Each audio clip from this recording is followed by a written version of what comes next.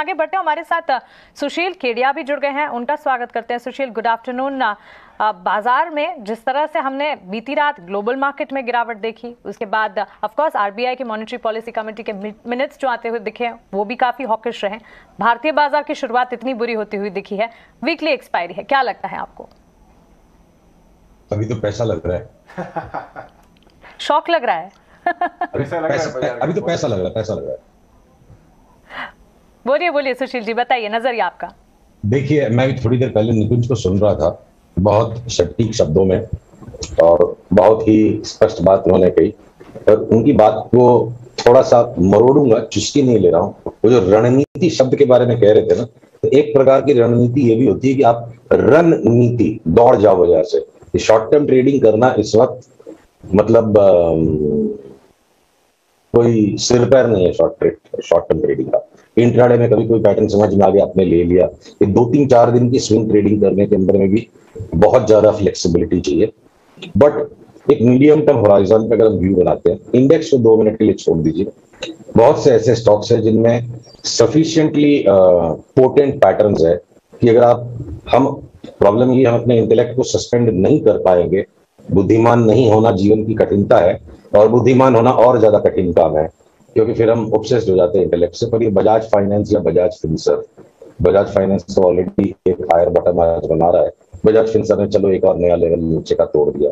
तो जिन स्टॉक्स को हम भूल गए थे 7-8 महीने में, करीब करीब कितनी बुरी तरह से टूट गए। यहाँ से अगर इनमें 30-35% तक का उछाल आ जाए, तो जैसे आईटीसी एक मीम बन गया था 210-20 पे, और 270-80 की परिकल्पना हास्यास्पद हो चुकी थी, तो उसी प्रकार से कहीं ठीक है, वो एक बहुत ही बड़ा मीम हो गया था कि इन्वेस्टर को कुछ मिल ही नहीं रहा है उसमें।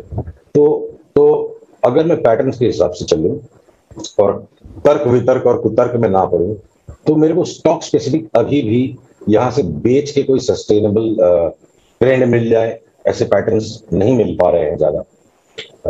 बॉक्सिंग मैच चल रहा है और आके कोई ने और 3-5% कोई स्टॉक को कूट दिया नीचे, तो एक सस्टेनेबल पैटर्न नहीं जिसको मैं यहाँ से एंट्री कर सकूं।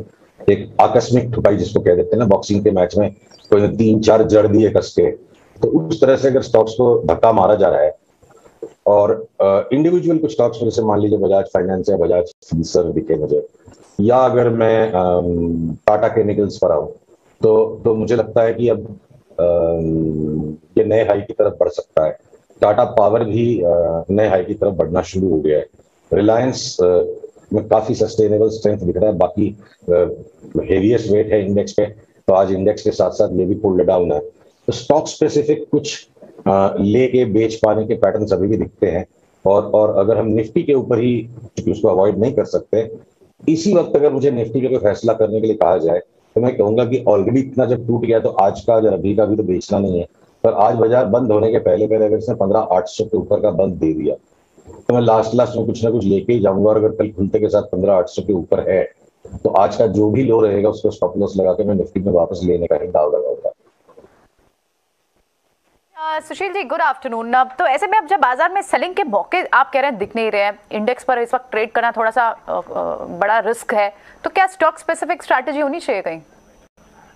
हाँ, स्टॉक स्पेसिफिक कुछ अभी पिक्चर दिख रहे हैं, पर 15,800 के ऊपर आप ले जाइए, निफ्टी को भी बंद होने के पहले हम ले लेंगे। मार्केट में जो 5-5% के करेक्शन रोज आ रहे हैं, क्योंकि आप ग्लोबल इंडिसेस भी देखते हैं, वहां कुछ पता चल रहा है कितना कैपिचुलेशन चलेगा? और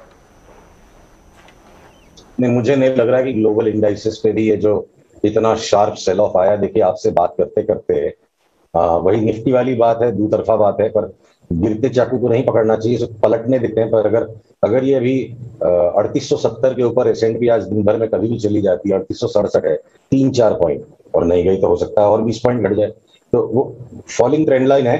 पर कोई बड़ी बात नहीं होगी कि अभी जो मायूसी के साथ हम बैठे हैं, और निकुंज की बात पे मैं थोड़ा सा ट्विस्ट करके बोल रहा हूँ, रणनीति यहाँ से भाग जाओ, क्या पता वापस दांव जम जाए और शाम को अमेरिका का बाजार जब तक एक्टिव हो, हम बिल्कुल वापस जितनी रफ्तार से गिरे लास्ट 1-1.5 दिन में, करीब करीब वो सारा का सारा फॉल हम अगले 2-3 दिन में रीगेन कर जाए। तो ओवरसोल्ड, डीपली ओवरसोल्ड मार्केट है।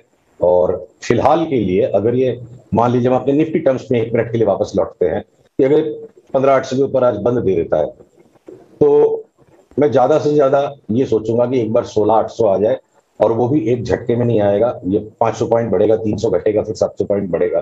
तो 1000 पॉइंट की रैली बन सकती है, पर अगर 15,670 के नीचे गया तो फिर 15,000 का बाजार हो जाएगा। सुशील जी बहुत बहुत धन्यवाद। एक चीज आपको जोड़ना चाहूंगा मैं यहाँ पे, जो रुपी डॉलर पर अभी हमें बहुत ज्यादा ज्ञान दिया जाता है ट्विटर पर, बहुत ज्यादा ज्ञान दिया जाता है कि हम पागल हैं, और जितना ज्यादा ज्ञान जब मिलता है तो कन्विक्शन और कॉन्फिडेंस उतना बढ़ जाता है। देखिए रुपी डॉलर की चार्ट असंभव नहीं है कि ये 78 के ऊपर नहीं जाएगी, पर जब तक ये 78 के ऊपर नहीं जाती है और हमारे को कोई रिवर्सल एंट्री मिल जाती है अगले 1-2 दिन के अंदर ही, तो ये बिल्कुल 77-80 वाला इतनी रफ्तार से 76 हो जाएगा कि इस वक्त वो सोचने में बड़ी अटपटी लगेगी बात, और 76 टूटा तो 74 हो सकता है। तो लॉन्ग टर्म में ये जो चार्ट बनी है रुपी डॉलर की, अगर मैं 1 मिनट के लिए आपको दिखा सकूं, देखिए लॉन्ग टर्म में जो रुपी डॉलर की जो चार्ट बनी है, ये जो रैली आई है 2021 की, 2021-22 में, ये करेक्शन का ही हिस्सा है, जो करेक्शन यहाँ से शुरू हुआ था। पर ये लॉन्ग टर्म ट्रेंड इतना स्ट्रांग है डॉलर का रुपी के खिलाफ, लॉन्ग टर्म में हमें डेप्रिशिएट ही होना as an emerging market currency. ये थ्रस्ट एक बार उसने अपवर्ड्स ले लिया, पर यहाँ से रिवर्सल आ गया तो 74.5 तक, और 74.5 तोड़ दिया। तो इस कठिनाई के माहौल में कोई या तो पहलवान या नादान ही बोलेगा कि 72 भी हो सकता है, तो अभी हम 74 की बात करेंगे, और अगर वो पिक्चर बन गया तो 16,800 पे भी हो सकता है, वापस निफ्टी नहीं बेचेंगे, हम 17,800 की बात करना शुरू कर देंगे। तो एकदम हम एक टर्निंग पॉइंट के नादान बनना बेहतर है। जो नादान बन के जिएगा बाजार उसको पहलवान बना दे।